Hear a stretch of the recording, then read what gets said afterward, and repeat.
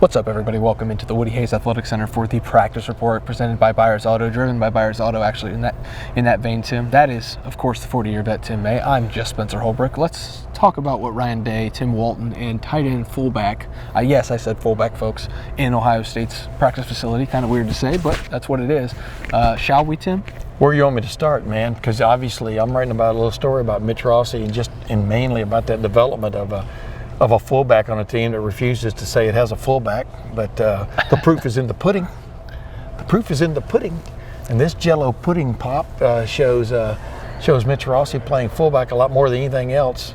Flank him, do all these kind of different things with him, but that just shows the multi-dimensional aspect of this offense, especially with a very talented player.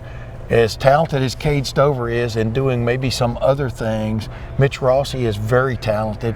He is like a heat-seeking missile when it comes to throwing blocks. And what a great guy to throw into that fullback when you're running the ISO, and you've got to figure out real quickly, well, wait a minute, my guy just got taken, I'm going to hit this guy. You know what I mean? I mean, an ISO in the old days was, you isolate one guy and you go after him.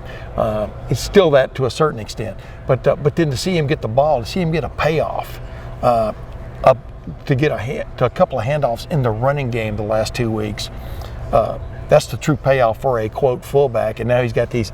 He even had his marketing guy make up these shirts where he says "fairway fullback" on his chest right here. So he's proud of being called a fullback, even though that's not what Ohio State calls him. So that's interesting to me. The other thing is obviously there wasn't a lot of verbiage spent on Rutgers today. There will be later in the week, and opportunities. Maybe. But that just goes to what Ryan Day, in my opinion, the mindset that Ryan Day's got these guys in right now is this competitive stamina, competitive excellence. Sounds cliche, maybe it does, but I mean, it's paying off. And the competitive stamina is trying to get this team to be the best it can be. And if you get to that point, you dictate terms on Saturdays.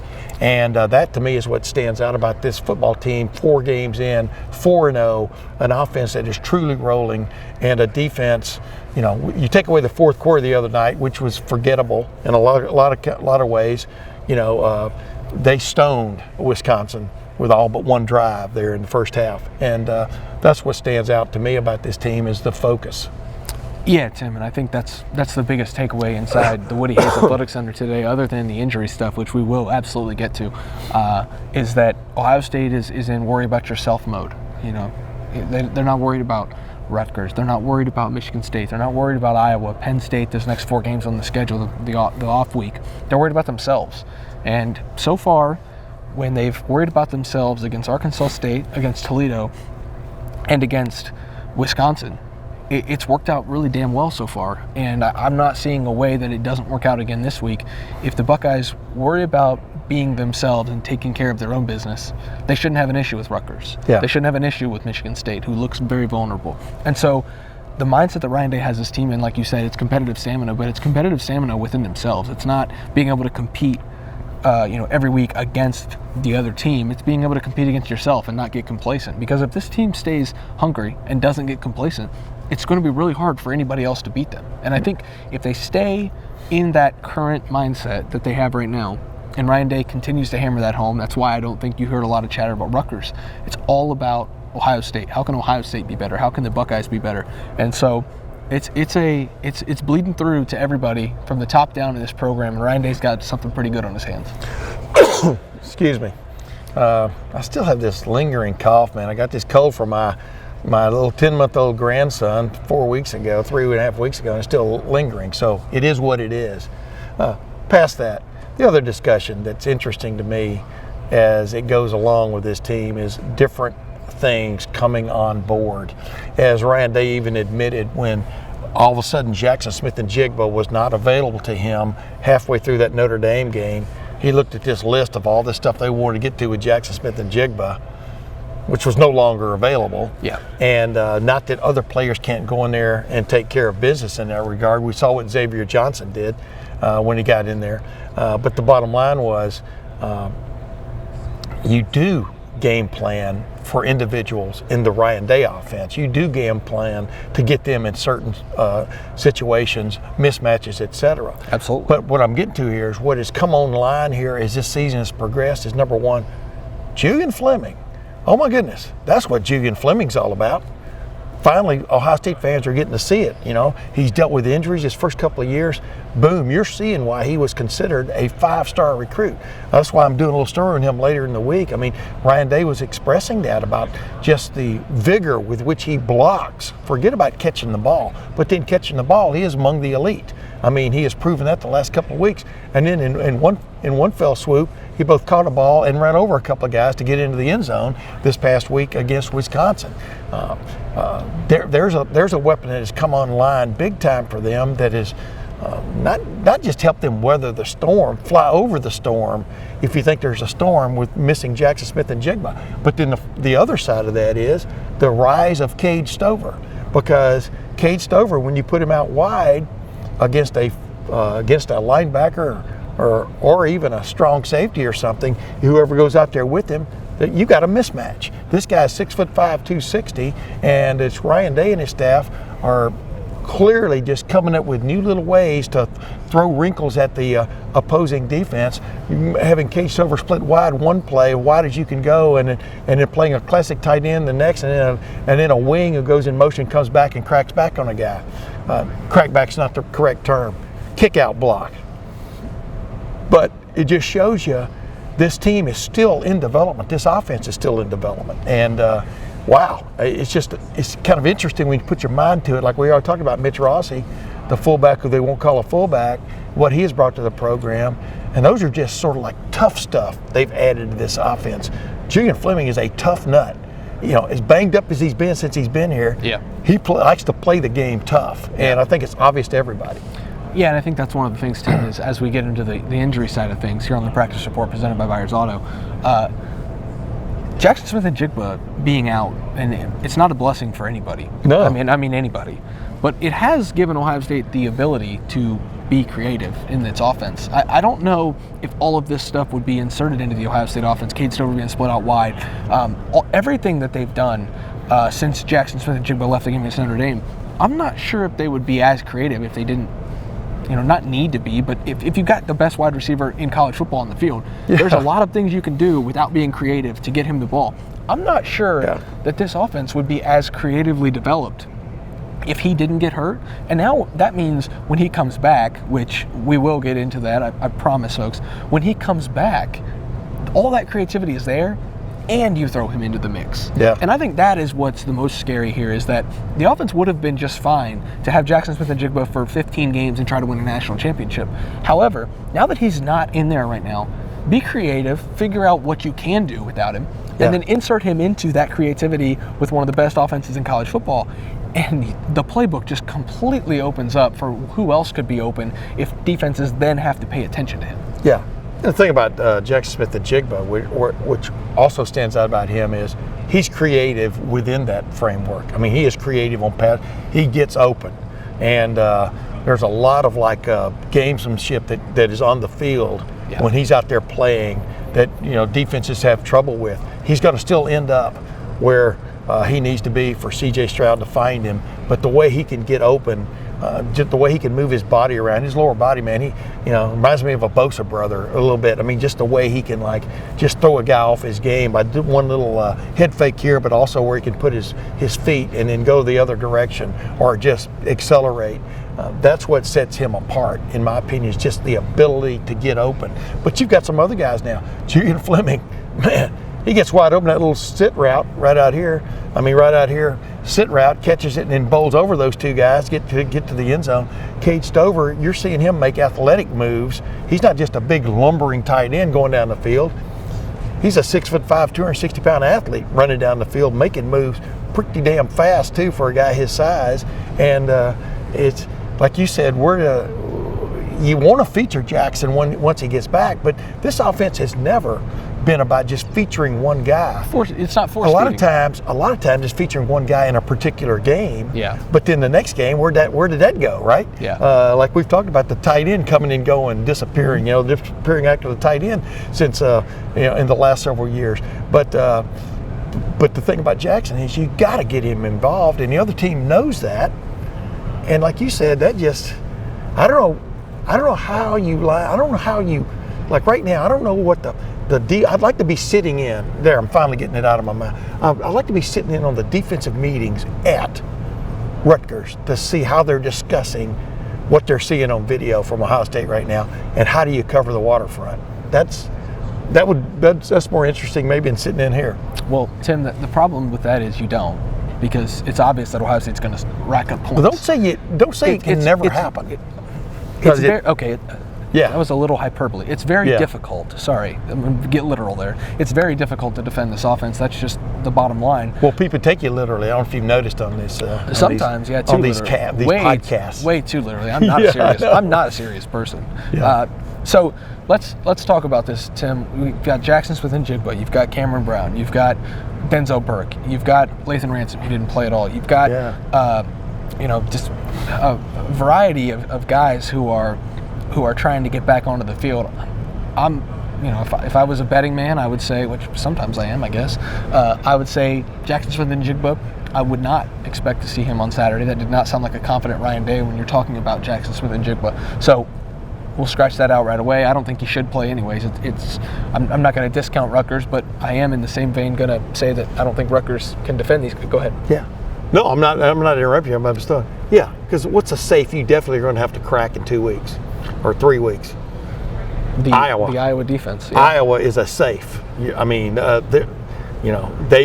State may end up thumping them like Michigan did in the Big Ten championship game last year. But those thumps come on big plays. I mean, Iowa is a tough safe to crack. I mean, as bad as they are on offense this year, they beat Rutgers because they had 2 pick sixes. I mean, they finally got into 20-point realm. And two of the touchdowns come via their defense and stuff. So there are challenges coming defensively for this offense as well. And that's why I was being facetious with you. Don't be smart aleck and think nobody can stop this off. Because just when you thought that, Ohio State scored 27 against Oregon last year and 27 against Michigan. And but no, you're exactly right. I mean, Rutgers is much improved defensively, in my opinion. I think they want to make you play left-handed. They want to try to take away what they think you do best. That will be the chess match that's going on as this game develops on Saturday. Greg Schiano, the last year he was here as defensive coordinator was forgettable. But since he's gotten back to Rutgers, they've gotten back to being competitive from play to play. That doesn't mean they win every game. And so that's, and I think Ryan Day definitely understands that challenge on Saturday. Yeah, and so I think Ohio State will need to play well Saturday, but I don't think they'll need Jackson Smith-Njigba to do so. Oh no, I wouldn't expect to see him out there. I think you might see Cameron Brown and Denzel Burke out there. Ryan Day was very unclear about that. The good news, though, on that front, folks, is that Ryan Day did say that he was going to meet with people on Friday rather than Thursday, maybe get a more accurate availability report, because the last 2 weeks have been real head scratchers. Eye-openers. Head scratchers and trying to figure out who's playing, who's not, because we didn't see Lathan Ransom on Saturday. Ohio State obviously didn't need him. But that secondary, simply put, it's banged up. You've got your safeties back, but they missed. 2 of them missed time against Toledo, and then Lathan Ransom misses Saturday against Wisconsin, even though he was dressed. Cameron Brown, Denzel Burke, neither one played. Denzel Burke obviously has got the big club on his hand. I wouldn't be surprised to see that club on his hand again this week. Now, Cam Brown was on the unavailable list. Yeah. Denzel Burke was not, because there was the thought there late in the week that he might be able to play with that club on his hand, pad it up and stuff, because you've seen guys do that. And then they stepped away from that, but it didn't get there. The news didn't get there in time for the guy who does issue the availability report to report it. Because there was, I think, the thought, because he had surgery on it during the week, and I'm not sure exactly when.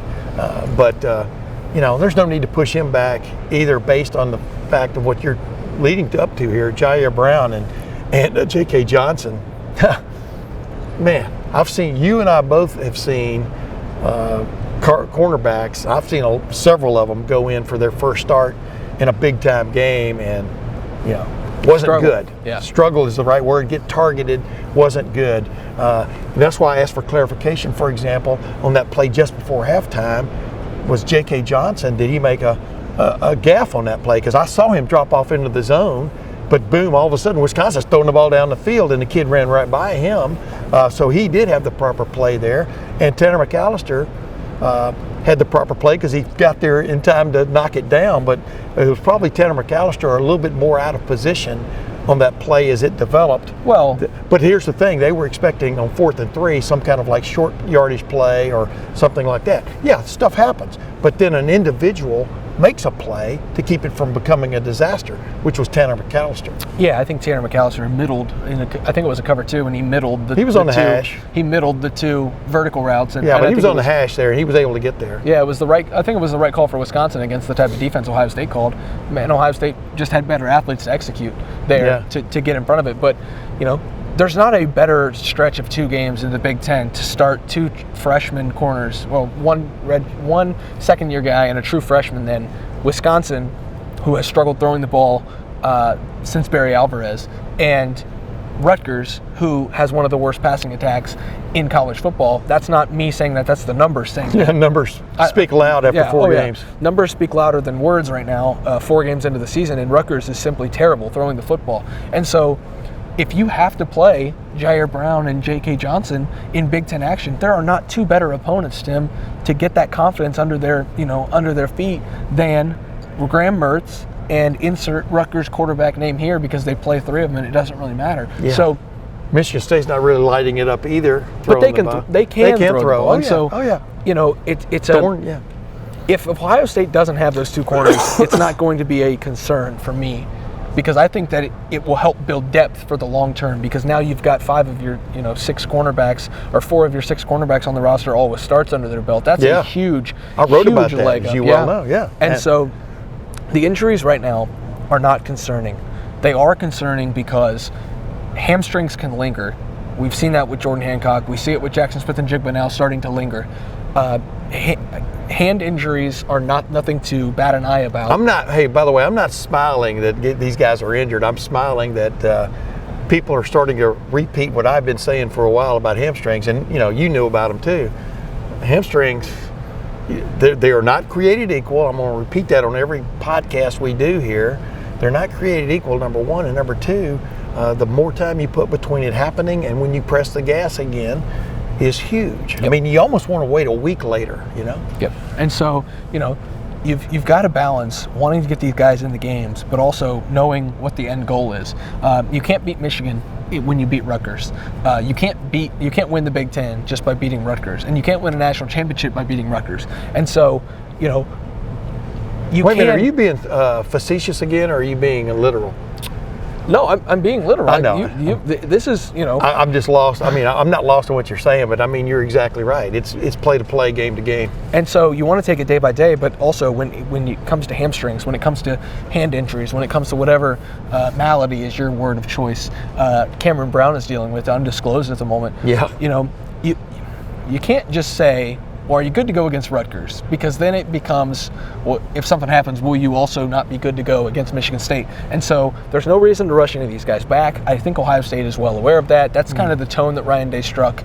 They know what Saturday is. And it's not hard to see that this team is better than Rutgers on the tape. Yeah. And so, injuries concerning, yes. Injuries, long-term concern, not.